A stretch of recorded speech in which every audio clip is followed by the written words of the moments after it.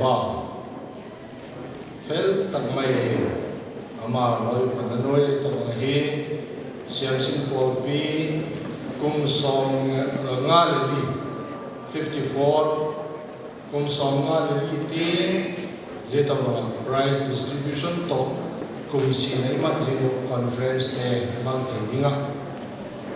ama to asep pi loi te hon pannas tak lan yiti ang tut pe ko ama chung le ki pa tu ka gena chulen mule pa nuak tangwa abasan zana khumpe tuni chi ke sakong nga hi chi ke sumunta takin ka chita ale bang ka ken do ka tin ka ken dingele tuni hi zemo hi ken dile ka he ale zeta kam chutai le kan thimum khan chu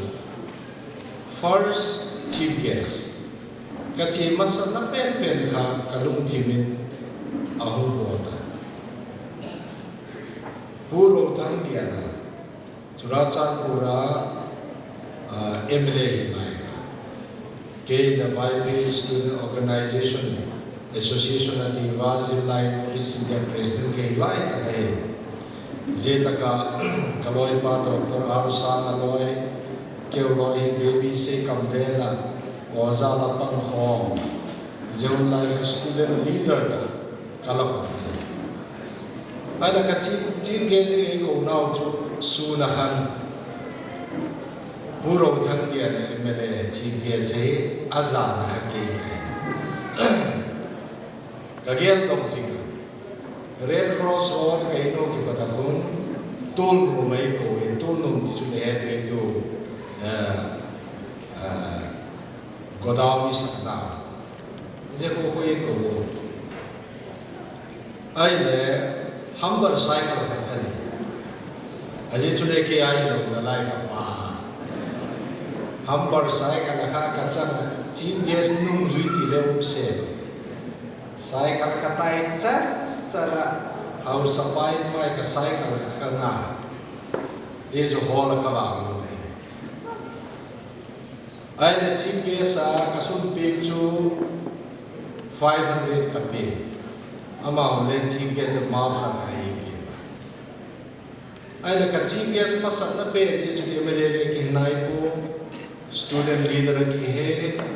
baby se kam bela tu dana loi par sanga loi to kada se khomo amina chu principal danin kaloma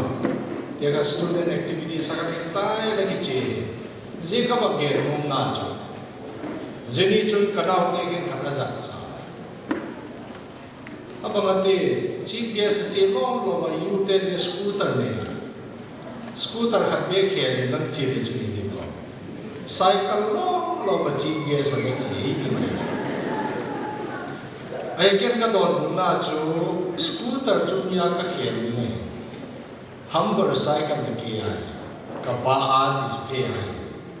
je ka chu inei kham ichi apa zo galati Zigo na chun pathin ei koi dan ne umai la ba tu hin pathin nung sin jalin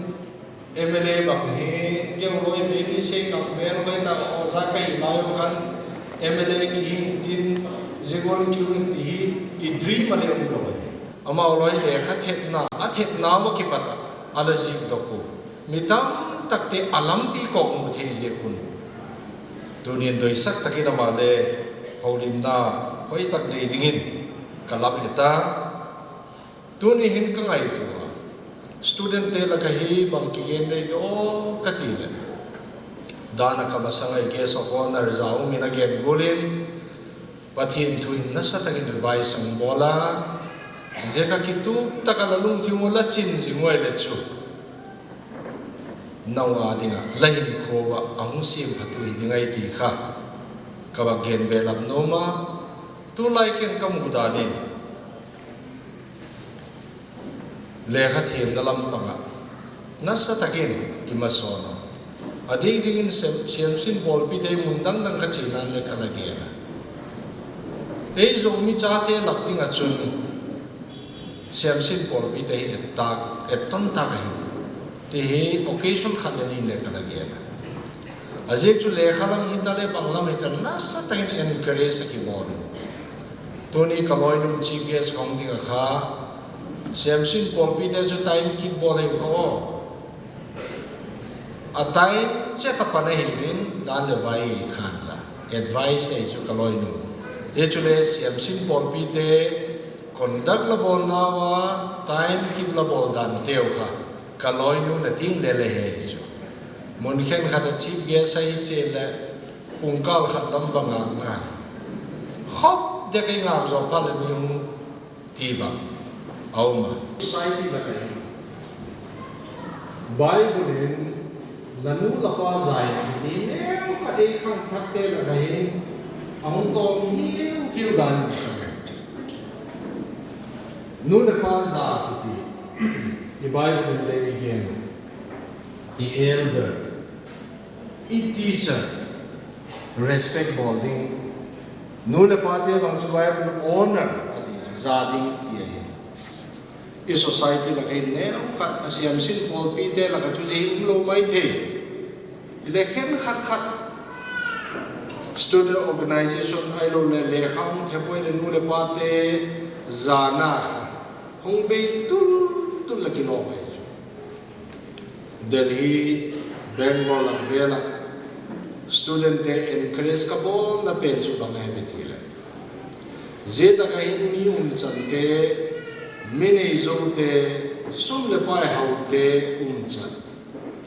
ai lo le mi hau sa cha te chan copy ding hum lai po ben ze tin tang ka la nu la pa te sul le za na khosa u po ta le ka sim thei ding koi naw hi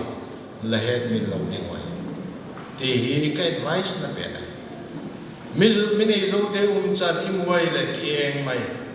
ama hostel da ki go mai e ma source of income la tam ngal lo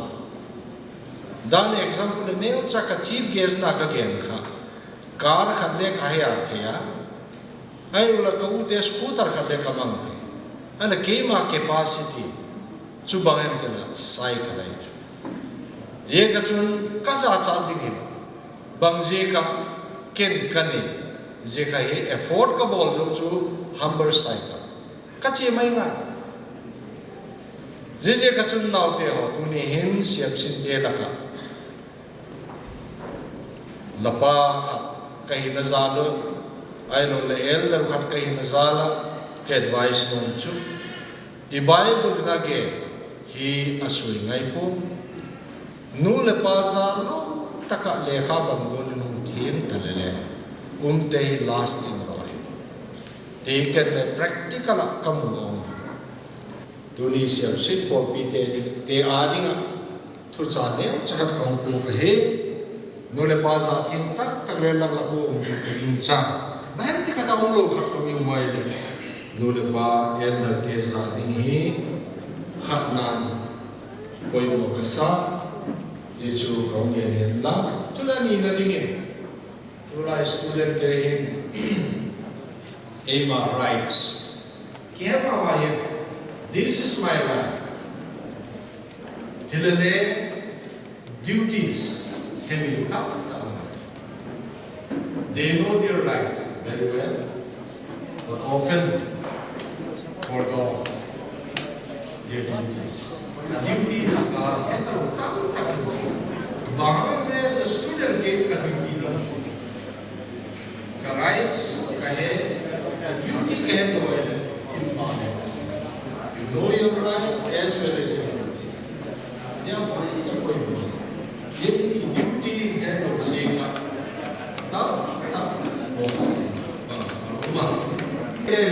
ko salte o khia in ka mutin ta chu ye chu tang ba de la kya ba ngai di da nei chu de kha sin da so la ye appreciate no me de se ta ke wa ru de ho kha ka pa cha pa ma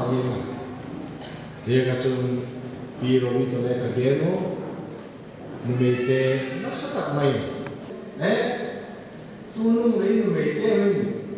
siam chi no me te ri ko san te e o e khia ni le ki long tai ti kha neu kha ki chan ne ko mi nang le ki ha lo mai Yeksin no media we kapaksa after some few years no media in atam zo service on the thiltam tanai ko salom te khian dan kam thima tangwal de kabakti leu nai chu hapan de wo kati nai chu a tak leu ni lati jite ga chun tu ni hin ki pa u tak mai ke bang tu ni ka chi ge zo ko to ti thim kai chu ali chu zani ka su ni tu ma ba ko kai chu chi ge zani sa ham ko thak ka chi le ba he ne kha kai le ka su ma le la boi ti ma ne ka tak sai mi ti mai chu ne le zani ni ta ka e pa su na ne ka he tu ni chi ge sa mu ni he che zo ko mu ni chu za za ni he ne ka chun Patin pau sunai tuan tua, kami namu lakat kele humbing kaya kakak kami cai ne, kami kaya patin kini kita tu bagian, sudah tahu lagi ni, siap simpul ni, eton tak, ejo ni pela, kakoi nahi asok. Jika tu kaya zela. Bangat tinawa kaki. Sekulehin MLA pumangan appreciate bolui. Jika nang encourage adi mukakini. Zesa hoi jom bolto. Delhi cia, Bangalore cia hoi tangi cia dile. CMC laka. Officer doyum tak mai center beli kamu. Kipa pun kasamama. Zehi kipa pun bol diu. Kadoya Sudah, igeso mo na naging ko kan patin sa kumin kalsun zelam sun lotin na do yung tapsu patin inong pingay na tihi kakinong nahe ipres din lamahin kakawin katin sige sa kungalin niyo sa kinakipang manitidim niyo kapag penuma Yeju kaya kahun top na imain tin le na tin kadoya piro bigyan na ngai dam kadona ama speech le ka ngai no mama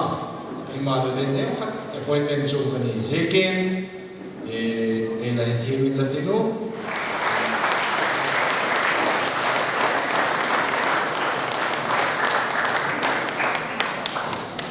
siap sin por bi dam so le di da ka kung so nga le ni chan ka ti ni ma ko na je jun da ni president ge ko kan siam sin por bi hi khang to sen ka ki pa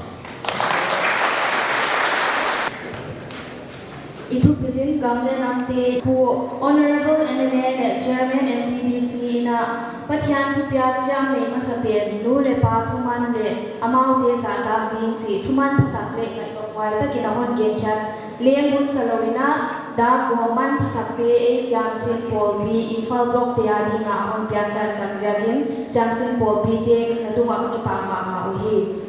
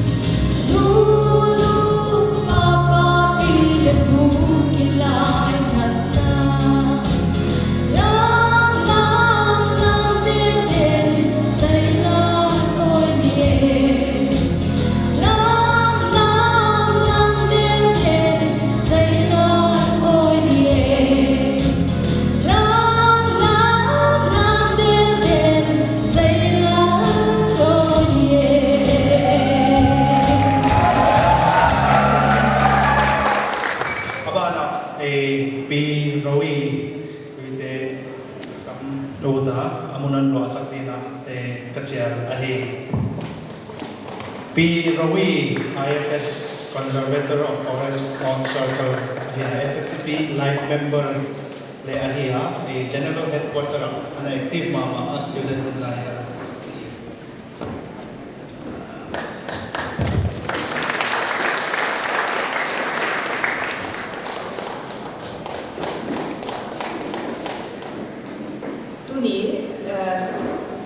Ikhwalian mi penu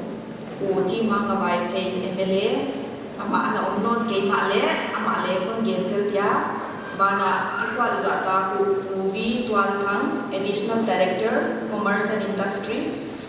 SSPP Infal block president ku vi in Ken Pau le akon bol upate SSPP Infal block advisors ya umpai advisors ata koi takte general headquarter apat palai hong paite reverend Ginman Som iki hok ngau hong a tuna hong nei sak jal tuam heutulian tam takte siam simpol bi member tele mi pi hong pai hong teng teng te nave kun amasa in zana kun pya hi tuni siam simpol bi Infal block the 54th annual conference le awards distribution function cum presidential election yai honzat thei tak ziakuna amasain papa kyan ki pa thu kagena bana avai ko te teng teng le ka congratulate utahi pa ta na ka pe utahi yai siam simpol pi Infal block hi so ngale ni ve na annual conference ne hi uleli akipat na di ingai to ale 1959 chi lampek khong hita hiai hot sunga 90% de chu kai na ki piak khanai lo dia hi wai ingai to ale siam simpol pi in bangchi tuka imi isate hona phungbu a hona to sona bangchi tuka ana khatwam pi ahiwa chi te ngai to thapung bungina oma aga aswa pet ma kachidia ei khong thei pham chiangin leng puzel siam devun ijia ai pele tua imakai ya na ineyu politics hitale administration hile business lam khotang lama imakai deu hi affect phialuna siam sin pol pi te product hini ka din ta hi wana siam sin pol pi ina siam sin pol pi hi keileng kana khanlen na hiya ka school life patina college ka kai le university ka kai tanaleng hona kiton to pi ge a semna ka mu inleng pata hona pa ta wana ka social development na ichidi hiya mi to ki heldan thiltam pi a hi siam sin pol pi tunga patlian pi ne ka ki theya hi tunya ka gen ut te hi atamma ma himale point ni le thu chau in kon gen ya amasa ina ka gen ut khat a hi le siam sim pot pi ichi chiang ina siam sim te academic line chau ina a et theya yai siam sim pot pi na lo chin na tam pi hona peta a officer tam pi a bol khia a bank lam hi in central service lam hi in India government noya sep na om thei tenga hi siam sin pol pi mi hi I om sep sawin ka theya ki pa wa ya hiya ilele yai siam sin pol pin e society sunga an sep khia khat igen ngei khol lo hi kana ngai to khate ya wai no na ngai to sam biwa ma leadership training hon pia hi chi hi tunin guest of honor achial ka hiya ka ki ngai to ini ka phok khia yai siam sin pol pi function hi yai la male thu pi ka sama ama academica lo chingni academica lo ching chet jama government sep na ba ne chet di chi kha siam sin pol pi tukle a hi ke boka wa hu chi khom khomina I leader ma sa teu ya ai ke le tu le la khotam makai tuam to mi ne teu hi siam sin pol pi anak ki jang ziaka hong fel khia forum anane angai ta hon gen hia ijia hong kita thiam hi tampi a ong wa bai zakina siam sin pon pi hi kapak ta deu a maba na leng academic chawa limit lo hina multidisciplinary chidiama tule la Imphal block president le aheute bang kapa tam na khata hi le atam sun awa program wa hi item chitwa to on helwa Imphal la ka omte chui thei diwa quiz competition na oma painting competition na oma debate ahong oma sports le na sa takinong hiwa wai teng hi student tamzo siam sin member tamzo de na amai ma ya itel theilo na ko wa hi school khong le tu line academic lota a homework studies textbook chau chawa kinga tampiom ta hi why schooling a sin lai de siam sin lai de a dia poimo ki extracurricular activities di u kha hon provide zolo ai ke le school ava ki help phalo de adi na hi siam sin pot pin why tak saphi na sa takina omon ho in kathaya thupi ka sapek ma hi tunina thucha kahon ge non khata hi le tu lai api kina anaw hang lam te chiya asep na nei sa te hom chu thu khathi le hang siam sin lai te ina hun hoi tak maya I omwa siam sin lai te hi 21st century I omwa ilang langwa media in hon tuama connectivity a hoi pe ma a small town khoneu chik Imphal chi ha Churachandpur a le New York Delhi a le Bangalore a omte thu thang a local gossip na sanu akitheya thilteng teng international area thilteng teng le connection in ile internet connection bang in ile thei hiak lo di khat lenga omnon ke ya e zo mi sungaleng zogam.com sspp Facebook page chi khong a om veka wana yaite information nu na ba na leng entertainment channel to am omin 24 hours da karsong ni le li sung hi TV banga entertainment om thei a hiya wana yaite zarina a plus point a hoi na lam tam pi oma student dia dina bang career mama na kaswidia banglama kasiam na kapil na zangleng a hoi dia ai kele bang zirleng a hoi dia chi hi nu le pate thei phak lo le tam pi theiwa a hi zia tin wai kom komina a hoi lo tam pi leng I mudiun ka king ta a phavela mital lama ma lo ching ma house ma a kilang tam pi a omwa wai te hi a kai sam wai pe ma wa hai house lotel a lifestyle khong mu kha ni tenga sangai express ji ya lam ka post na sana kha a front page a kha hong ki gel ma hi a top slot a hon koi wa hi mi eton wai lo pp kha tak pi kha I lung simu na pang chik chik te lung sim kha ni tenga hon de nga hi wai ka chi un nai na naw pang lai ten hi role model nei I chi nga ineu lai na ke kanudan in ka om di chi ya pada ta chi ya ai ke le ke bang chu kaneu lai sel siam khong ka na nga sa nga du me sa sai na uchi dan de wa I role model kha ta na mai hi wai I role model om kha a input kha polama pa ta hong lut a hi pe ni ka thaya wai ya tu ai naw pang teu le se le khasim lai de hi a role model tiu hoi ta khi international level ichi ha ai ke le society sungale a role model tiu hoi ta khi nei thei leo chi a hoi da o chi te bang kana ngai to a saptuam na maleng tu naw pang te hi saptuam na mabang le role model nei sak bang hoi diam chi te bang kana ngai to a siam sin ten career igen chiang na alo tam na lam side income tam na lam yang ai ke le foreign pai the na bang ye chi kong le ingai to tham diwa hi le ku chi bang lo wa naw pang te hi guide thei a de ho chi bang kana ngai to te ya number 1 a saptuam lama le mi fel naw pang idea modern idea nei I poimo wa wai bana politics lama le leader hoi tak inei wa hilele baba na hong ki ban sam thei din muna le hong thei dia hi azia chu politics chi cha India abi ke Indian politics a hi dirty word ji ya thil limchilo tam ki helwai ja ta te bang ko mana ki encourage ke ya Uchina sabtuang charge to politics lama hi leader bang kipat sakti lawai kana sasika pai jakin tunya hi kagenut khata hi le siamsin naw pang ten hi I role model diu ile changa I hi uti penu hi inung simwa ine iti penu hi pilwang takin per niu chibutan ka hi haldinga example khatina tulela America khovela gam changkang pen thupi pen I etot ma America te president hi khovela mi poimo pen le thunai pen a hi chi hi nian wa lo hiya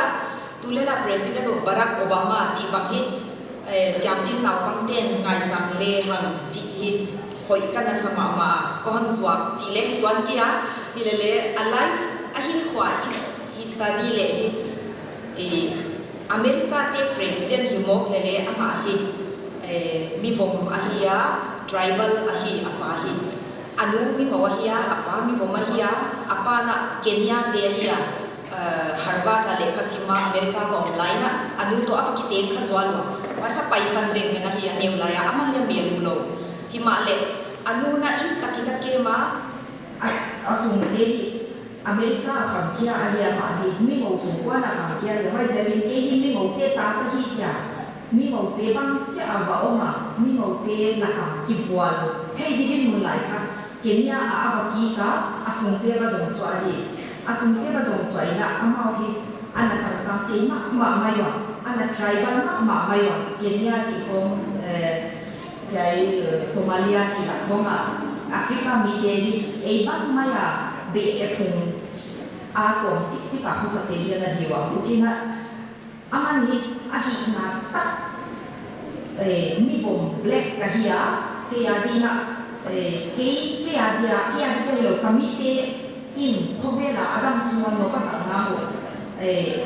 America vai hong na no ka sa te na di o ken ka zong di chi di tu na lai na ama roots aba zong kia a ya ka tin ama personal identity a hong chia na ka tin hi